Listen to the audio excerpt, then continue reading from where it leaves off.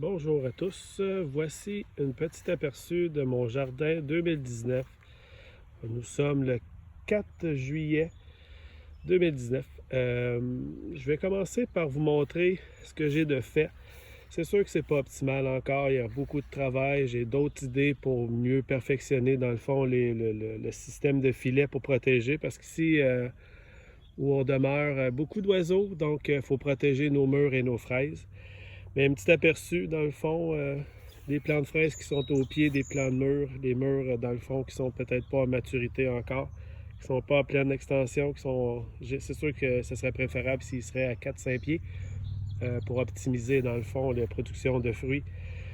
Mais on les a transplantés cette année, donc le résultat est quand même très bien jusqu'à maintenant. On a beaucoup de fraises, on récolte au moins un panier de fraises à tous les jours. Les murs, ben, comme vous voyez, les fraises, pas les fraises, les fleurs commencent. Donc, on est avide d'avoir des murs.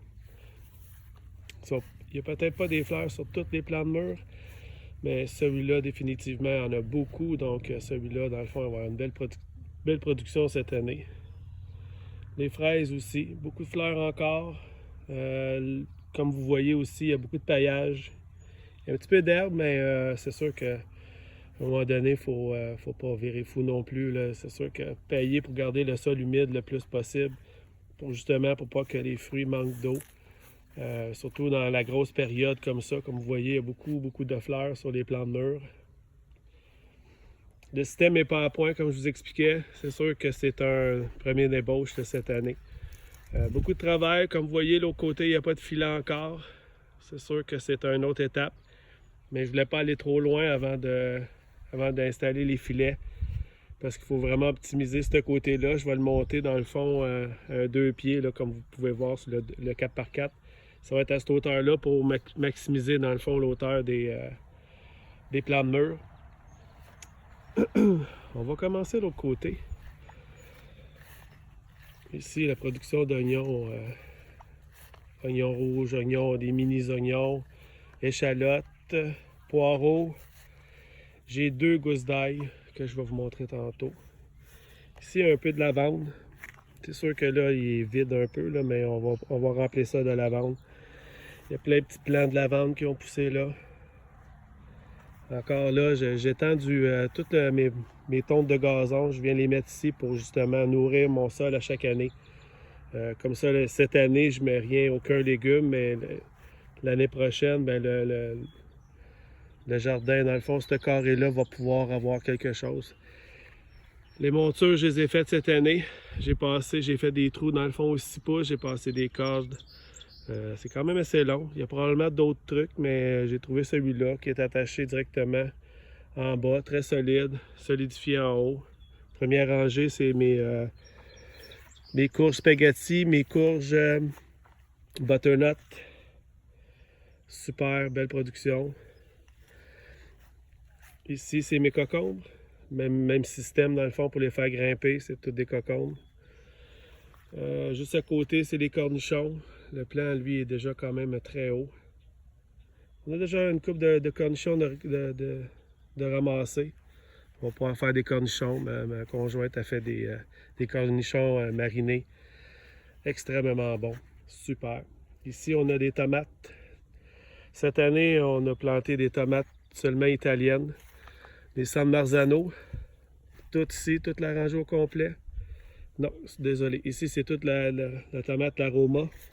Puis ici, c'est des tomates San Marzano. Nous, on préfère les tomates italiennes pour faire les salades. Même les sandwichs aux tomates, puis même les sauces à spaghetti. Ici, le petit champ de patates. Et oui, à peu près une vingtaine de patates. J'ai des photos pour montrer, dans le fond, chaque année combien de patates qu'on récolte. On en récolte quand même pas mal. Ici, j'ai une petite vigne. Ici, si je ne me trompe pas, c'est des raisins mauves. Ouais. On voit qu'ils sont quand même en train de pousser. Encore là, le système n'est pas fini. Dans le fond, je vais mettre du treillis jusqu'au bout de la clôture. Faire un beau système pour vraiment étendre, dans le fond, toutes les vignes pour qu'ils puissent s'allonger le plus possible. Ici, on a les betteraves. des rouges, des jaunes, des marbrés, de tout ça. Par la suite, des petites fleurs, des carottes. On finit avec tout ce qui est oignons, échalotes. Il y en a beaucoup. Des blancs, des rouges, comme je vous expliquais tantôt. Belle production. Par la suite, un petit coin ici juste pour les choux-fleurs. Un petit bac ici. J'ai fait pousser quelques mauvaises herbes, mais c'est des tournesols. Je pense qu'il y a 3 sortes dans le centre, là, mais c'est toutes des différentes, avec des différentes couleurs. Un petit coin de céleri. Par la suite, tout ça, c'est des brocolis. Il y a peut-être 2-3 sortes de brocolis. Il faudrait que je regarde sur les étiquettes, mais je me souviens pas par cœur. Là, mais brocoli mauve, brocoli Gotham, si je me trompe pas. Ici, les raisins verts. Ceux-là, cette année, l'année passée, on a eu de la misère à avoir des branches, mais cette année, là, vous pouvez voir là, dans le fond, là, encore là, c'est pas optimal. Ça va tout faire partie des prochaines vidéos que je vais faire. Vraiment optimiser ça le mieux possible pour vous donner le plus de conseils, le plus d'idées. C'est sûr qu'il y a 46 millions d'idées. C'est pas la mienne qui est la meilleure, mais je me renseigne un peu partout. Ici, on a un petit peu de fèves parce qu'à chaque année, j'en faisais trop. On se ramassait à manger juste des fèves. Cette année, j'en ai fait 2-3 sortes, des jaunes, des vertes, mais de différentes sortes. Pour justement élaborer dans le fond, puis élargir dans le fond nos repas, nos légumes. Juste ici, on a les pois mange-tout.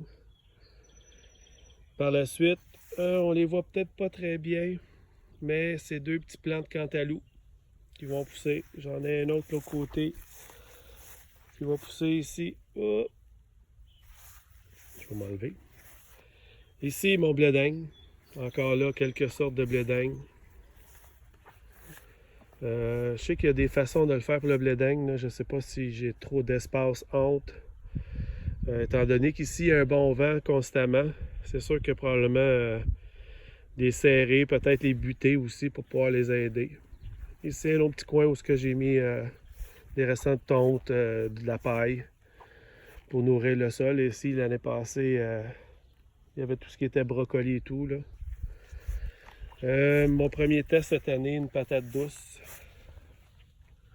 Je ne sais pas si on le voit bien, mais ça a fonctionné. Je l'ai planté directement dans la terre.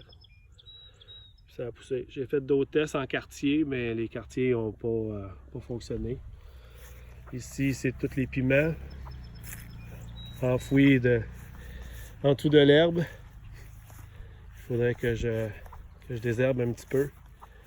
J'arrache l'herbe, je la remets dessus la paille, fait que ça fait comme une couche, fait que ça empêche les autres herbes de sortir. Par la suite, ici, c'est tous des nouveaux plants de mûres avec des nouveaux plants de fraises que j'ai poussés. J'ai fait pousser cet hiver. Ils ont tous bien pogné. Celui-là, il va faire des mûres bientôt. Même chose, il va falloir que je les protège. Un petit peu de désherbage à faire, mais il fait très très chaud. Il fait à peu près 35 présentement. Ça, c'est à part l'humidex. Donc, il fait très très chaud. Fait que c'est sûr que c'est un petit peu plus dur de faire ça dans la journée. Fait qu'en fin de journée ou tôt le matin. Ici, l'autre côté, une petite partie de mon compost. Je vais le faire en 3 sections. Il va y avoir 3 sections. Un qui est le compost qui est déjà avancé. Sur le côté de la remise, plus loin, j'ai des tas de feuilles, j'ai des tas d'herbes aussi où ce que je peux prendre pour commencer un autre pile de compost. On a un grand terrain. Au loin, on voit le prunier. On voit 2 poiriers. On a aussi, l'autre côté, on a un pommier ce côté-là. Un autre pommier, on a un cerisier. On a un pêcher. Mais le pêcher, malheureusement, était super beau au début de l'année. Je ne sais pas ce qui est arrivé. Peut-être, vous pouvez peut-être m'aider, mais notre pêcher, lui, est venu. Il y a eu beaucoup de feuilles. Puis là, malheureusement, ben, ça a l'air d'un arbre mort. On dirait qu'il y avait trop de sève. Il y avait des belles fleurs toutes, mais whoop, à un moment donné, je sais pas, il est encore vivant, il est pas mort. L'emplacement de ma future serre, je suis en train de commencer à faire la base. Beaucoup de travail à vous montrer, mais je vais en garder pour un prochain vidéo. Donc, je vous salue sur ça. Si vous avez des questions, posez-moi-les. N'oubliez pas de vous inscrire à mon site. D'autres conseils, d'autres idées, d'autres façons. Éventuellement, cet automne, je vais vous montrer comment récupérer les graines.